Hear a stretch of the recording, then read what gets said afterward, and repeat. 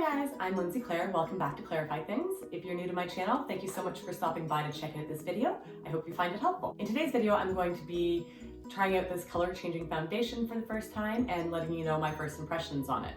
So if you're interested to find out if it actually works, please stay tuned.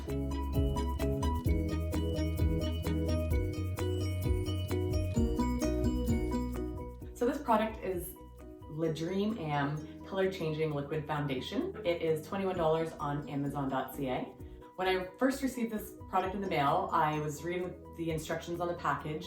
I was a little skeptical of this product just because the instructions and description on the back of the package are written in poor English. Not to say that that means the product isn't good. It definitely is from China, so that's probably why, but it always makes me a little hesitant when the package has grammar mistakes and description just seems a little off. I'll read it to you here. The box, they have ingredients, function, direction, and cautions. One thing that I do want to note is not the best product to use if you have broken skin, so make sure your skin's in good condition before you use this foundation. Cautions on the back of the box also says not to use it if you are pregnant.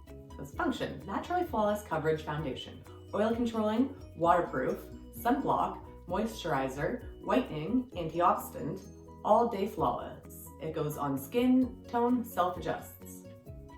Okay, myself, I wouldn't rely on this for my SPF because it doesn't even say anywhere on the package what the SPF level is. So for me, I would definitely be applying an SPF under this. The directions say, take a proper amount of liquid foundation and apply it on your cheeks, chin, nose, and forehead. When applying the foundation, apply it thin and even, period, no capital.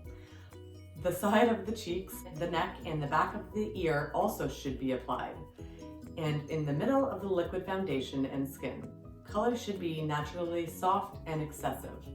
So the description's a little confusing to me, but anyways, we are going to apply it today and see how it goes. I did watch a few other reviews on similar products, not this exact brand, but color changing foundations from a couple different YouTubers. One thing that I picked up from those videos is that people seem to have more success with actually just using their fingertips to apply this foundation.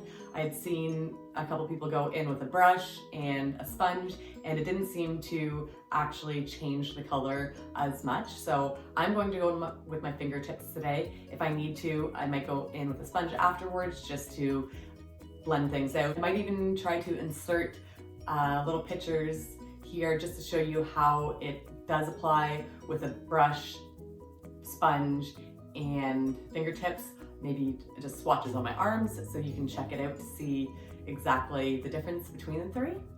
So I have washed and toned my face. I've also applied Charlotte Tilbury's Magic Cream. This is an instant turnaround cream and it just really rejuvenates your skin, and anytime I want a super flawless foundation coverage, I'll always use this first, and it just really hydrates my skin so I have no dry patches underneath. Here is the color changing foundation.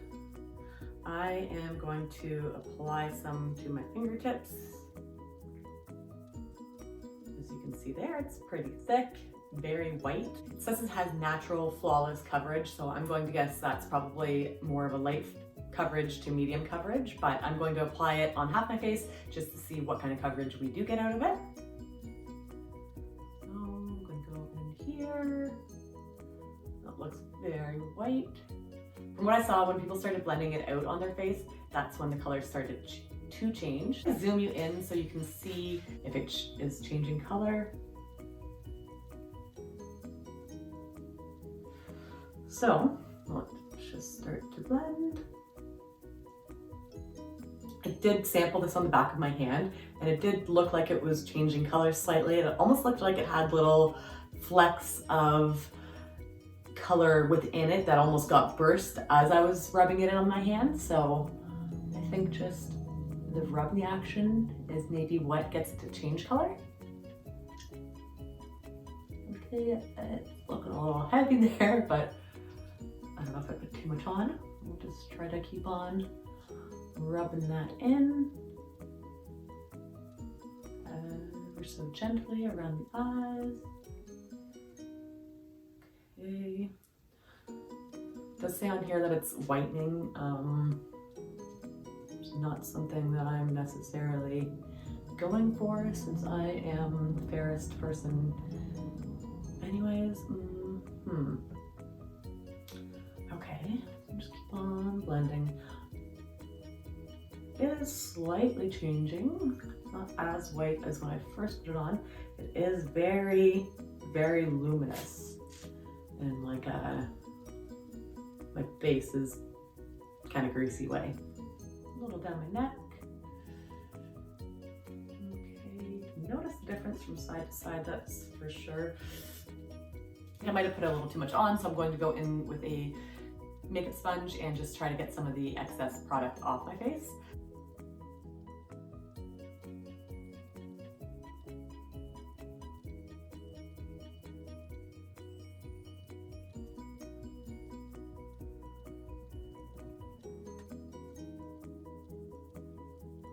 So I actually do apply it behind the ears, which I find that's just a funny instruction. If you want to apply foundation behind your ears, go for it. Generally, I would focus more on the front of my ears. So just blending away there, but we'll go on the back of my ears as well. After comparing both sides of my face, it does look like this foundation canceled out some of the redness on my face, so I do like it for that reason, but it is a very, very light coverage. Say this product has a velvet touch at all, it actually feels just like a moisture on my face, you know, that slight sticky feeling. Maybe it will dry down. I'm actually going to go in now and apply a little bit more just to see if this foundation is buildable at all.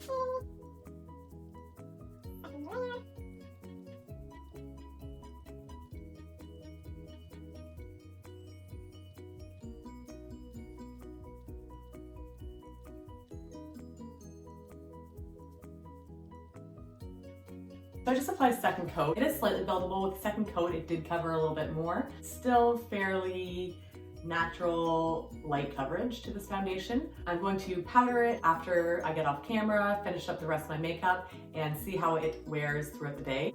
I'll try to include in the description down below how this did wear on me, just so you can know about the longevity of it. It's almost more like a tinted moisturizer or a BB cream in my opinion, because you do get so little coverage. I do think this foundation changes from white to a different shade. It does change color. I wouldn't say it's necessarily the color of my skin tone, but for me, it's not too far off. But if this is just the color that it changes to on everyone's skin, which is what I would imagine, I don't think this will work for people of darker complexions than me. I'm very fair already, so it does kind of just blend in with my skin tone. But I'm skeptical if it would work the same on darker skin tones. So if you're looking for a product that you can just throw on your face quickly to make it appear hydrated and slight coverage, I do find that it gets rid of my redness, so I do like that. This could work for you. If you're picking this up as a foundation and you were looking for any substantial coverage from it, you might be a little disappointed. So I guess it all just depends on what you are after. It's not my favorite foundation, but it would be good to use as a tinted moisturizer or something like that.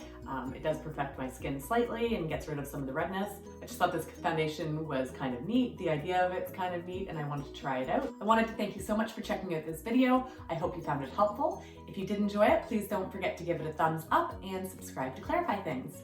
Thanks, and we'll see you next time.